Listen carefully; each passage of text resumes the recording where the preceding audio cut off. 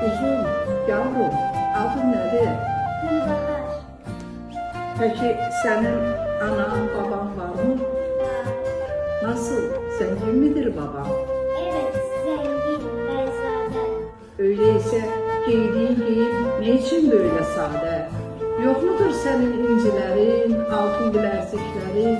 Söyle yavrum, hiç sıkılma. Var efendim, var lakin merdiven her gün söyler. Onların yok kıymeti. Bir kızın ancak bilgi değil, temizlikle ziyneti. İşte doğru söz.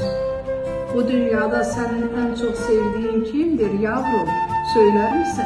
En çok sevdiğim ilkim o Allah ki yeri, göğü, insanları kırar eyler. Sonra kimler? Sonra onun gönderdiği elçiler. Başka sevdiklerin nasıl? Yok mu? Var. Kimdir onlar?